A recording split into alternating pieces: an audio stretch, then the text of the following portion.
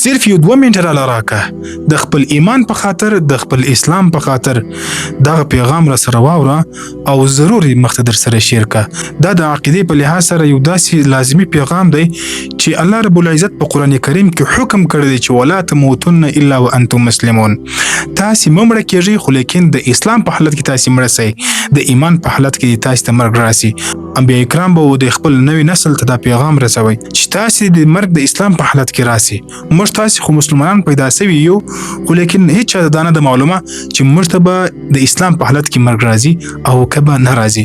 دا اسانه خبره نه ده چې موږ تاسې د اسلام په حالت کې مرګ راسي. بعض داسې ډیر ځوانان دي چې هغه په داسې حالت کې مړه سوي چې ایمان د دوی نه سلب سوی او دوی په ځان باندې هم نه وي خبر. نو څلور داسې خبرې دي چې دې باره کې به خپل عقیده بالکل صفا کوو. که چیرې په موږ تاسې کې یو کس هغه په دې څلورو خبرو کې په یوه خبره کې ګرفتاره وي او داسې حالت کې ژوند کوي، فوراً دې توبه وکړي. که داسې حالت کې یو مرګ ورته راسي چې دنه به ایمان هم تللی وي. اوله خبره میټریالیزم، مادیت پرستی، یعنی دنیا او دولت حاصلولو ته پر هر شي باندې ترجیح ورکول، یعنی خپل د ژوند مقصد صرف پیسه حاصلول، دولت حاصلول، او چې په کومه لار کې پیسې نه وي هغه لار باندې نه تلل، دین، قرآن، اسلام بالکل هیرول. او دویم خبره سیکولریزم، لا مذهبیت، یعنی دین او دنیا دواړه جلا جلا بولل، یعنی صرف لمونځ کول، زکات ادا کول، حج کول، دې ته دین اسلام ویل. نور باقی ټول ژوند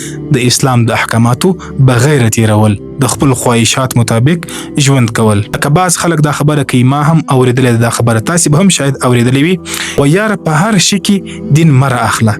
که په چکر ورسره روانې، که په یو مجلس کې ورسره ناستې، و یاره په هره خبره کې دین اسلام مه رااخله، په هره لار کې دین اسلام مه یادوه. اوس ګوره الله فرمایي قرآن کریم کې چې ادخلوا فی السلم کافه، تاسې اسلام کې مکمله داخل سئ. یعنی اسلام صرف د لمونځ کولو، د زکات ادا کولو، د حج کولو نوم نه دی. بعض خلک وایي و یاره اسلام هر ځای کېږي چې تی کوې، لمونځ، اودس دی، روژه ده. اسلام خالي دا نه دی. زما او ستا د سترګو لیدل، په خوله سره خبرې کول، د قدم اخیستل، هر څه به د اسلام مطابق وي. او دریمه خبره هایډینیزم، لذت پرستی، یعنی خپل خواهشات په هر حال کې پوره کول. که چیرې د الله نافرماني وي او که نه وي، د مخلوق باندې ظلم وي او که نه وي، د مخلوق حق خوړل وي او که نه وي، هر حالت کې خپل خواهشات پوره کول. او څلورمه خبره ریشنالیزم، عقلیت پرستی، یعنی د دینی احکاماتو مقابله کې خپل عقل ته ترجیح ورکول. لکه بعض خلک وایي یاره دا حکم زما په عقل کې نه راځي، د دین دا خبره زما په عقل کې نه راځي، زما عقل یې نه مني.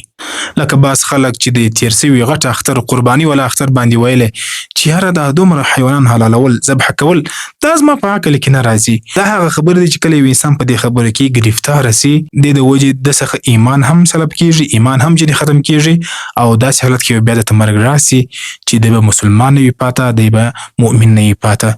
الله رب العزت دې موږ تاسې ټوله د داسې حالاتو څخه محفوظ وساتي. الله دې موږ تاسې ټولو ته د اسلام په حالت کې مرګ را نصیب کړي.